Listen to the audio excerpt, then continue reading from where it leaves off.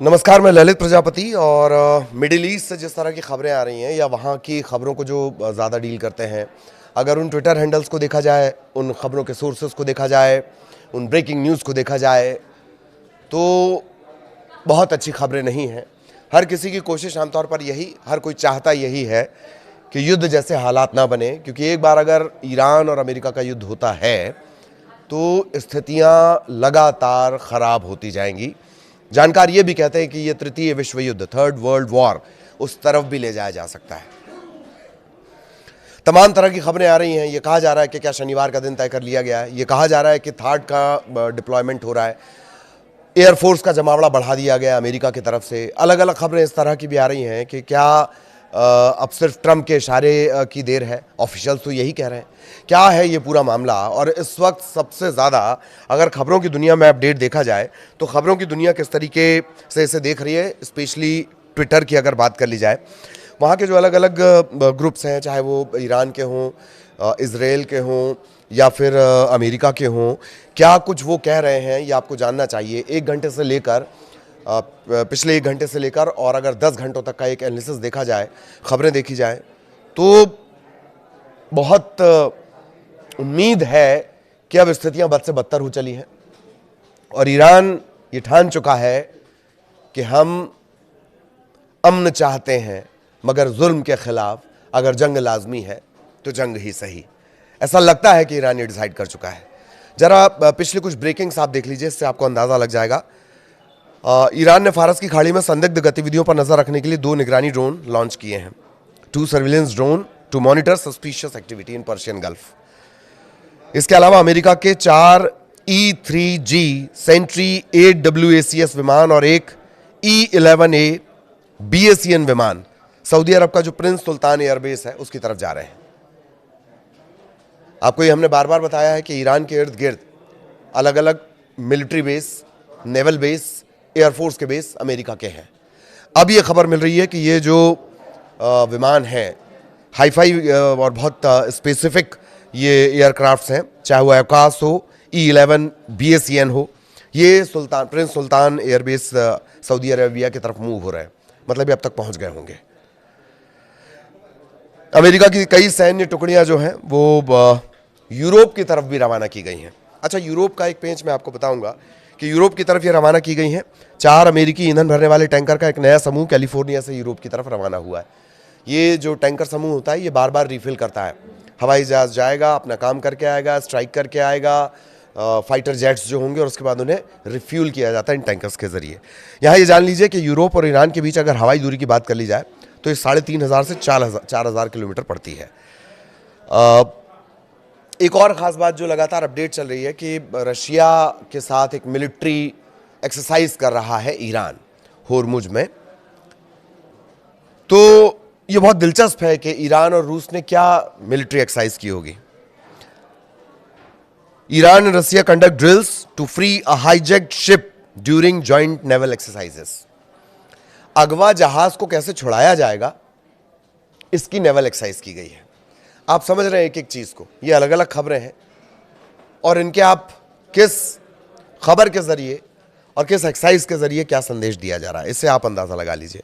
और इन सब के बीच जो सबसे ज्यादा इस बात की तरफ खबर संकेत दे रही है, क्या कि कुछ घंटे और फिर ये युद्ध शुरू हो जाएगा।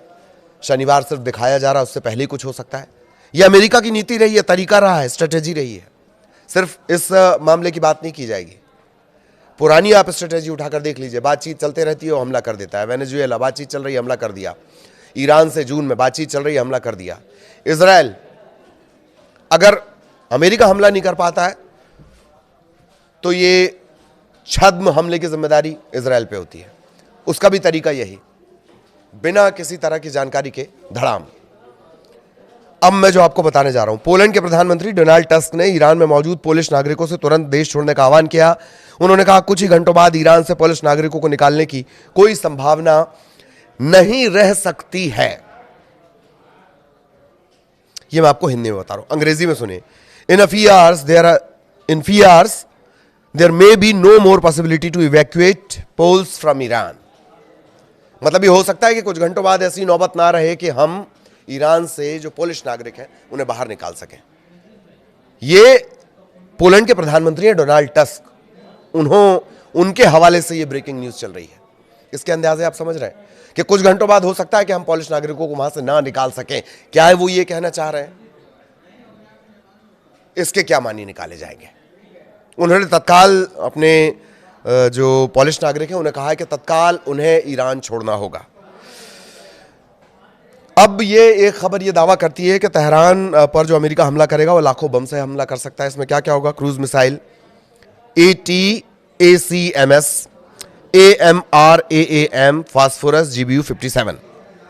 और अमेरिका का दावा यह है कि ये जो हमला होगा ये अभूतपूर्व होगा, विल बी अनप्रेसिडेंशियली मैसिव। ये शब्द होते हैं किसी कहीं ध्वंस कर देना, जाके बर्बाद कर देना किसी चीज को, उसके लिए शब्द होते हैं।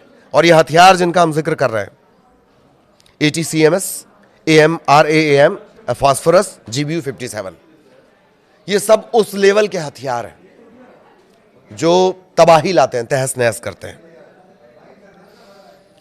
एक और अपडेट जो इजराइल से आ रहा है, Israel is even ready to eliminate Donald Trump in order to have specific instruction to obliterate Iran put in effect. Iran को पूरी तरह से खत्म करने के लिए इजराइल भी अलर्ट मोड पर है। और डोनाल्ड ट्रंप का जो विशिष्ट निर्देश है, स्पेसिफिक इंस्ट्रक्शंस, उसमें अमल में लाने के लिए इजराइल उन्हें खत्म करने के लिए तैयार है। मतलब इजराइल अटैक के लिए तैयार है, मोटा मोटी ये समझ लीजिए।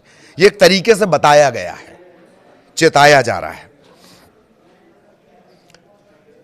अब कुछ और पहले जाएंगे, कुछ और पहले घंटे की जो ब्रेकिंग है वो मैं आपको बताता हूं। पेंटागन ने जॉर्डन, कुवैत, बहरीन, सऊदी अरब और कतर में लगभग 20 ठिकानों पर थार्ड और पैट्रियट वायु रक्षा प्रणालियां तैनात कर दी हैं। 2 रक्षा प्रणालियां हैं इसमें, एक तो थार्ड है, दोनों के बारे में जान लीजिए, वो भी मैं निकाल कर लेकर आया हूं। एक थार्ड है और एक पैट्रियट है।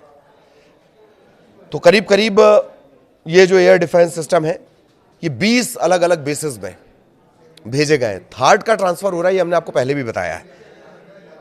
इसमें जॉर्डन, कुवैत, बहरीन, सऊदी अरब, कतर जहां पर पिछली बार सिंबॉलिक हमला ईरान ने किया था, और इस बार भी ईरान बार बार कह रहा है कि हम आपके इजराइल के अलावा अगर कहीं अटैक किया जाएगा तो वो अमेरिका के जो सारे बेस हैं। थर्ड क्या है? Terminal high altitude area defence. Patriot air defence क्या है? इसे PAC-3 भी कहा जाता है। यह अमेरिकी सेना की एक मिसाइल सिस्टम है, डिफेंस सिस्टम है। अलग अलग ऊंचाई और दूरी के लिहाज से इसे डिजाइन किया गया है। थर्ड जो है वो मध्यम दूरी की जो बैलिस्टिक मिसाइल को अधिक ऊंचाई पर रोक लेता है, करीब करीब 40 से 150 किलोमीटर की ऊंचाई पर जो मिसाइल है। और पैट्रियट जो है वो कम ऊंचाई, 35 किलोमीटर से नीचे, इन्हें रोकता है। ये हिट टू किल तकनीक का इस्तेमाल करते हैं। डिटेक्ट किया और सीधे जाके मार दिया, हिट टू किल। दोनों ही सेम डिफेंस सिस्टम है, एक कम दूरी के लिए, कम ऊंचाई वाली के लिए, और एक बैलिस्टिक मिसाइल के लिए जो थर्ड है। प्रति मिसाइल थर्ड की लागत आपको पता है?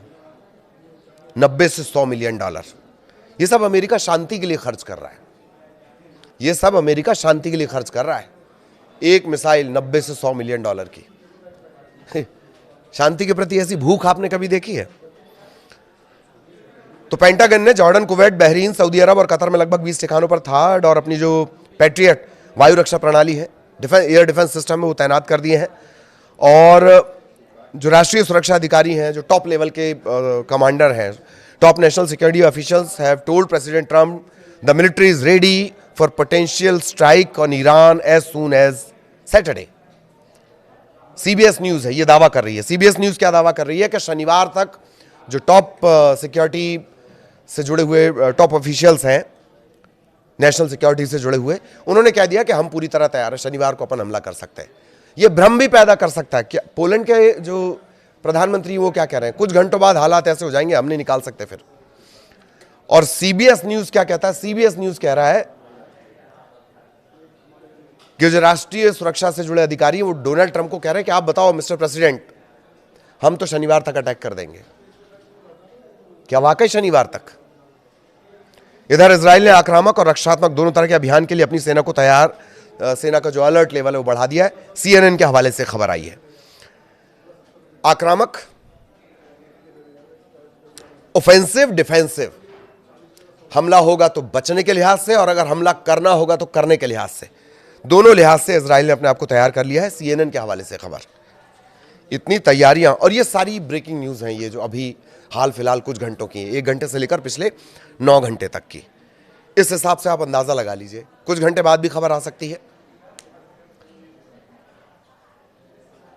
कुछ दिन बाद भी खबर आ सकती है, कुछ मिनटों बाद भी खबर आ सकती है, या हो सकता है कि कुछ हफ्ते बाद खबर आए, पर खबर आएगी जरूर, यह तय है। क्योंकि ईरान ने डिसाइड कर लिया, मैंने जैसे बीच में कहा कि हम अमन चाहते हैं, मगर जुल्म के खिलाफ अगर जंग लाजमी है तो जंग ही सही। ईरान ने यह तय कर लिया, खामनेई साहब ने यह तय कर लिया है। आगे भी अपडेट आप तक पहुंचाएंगे। नमस्कार।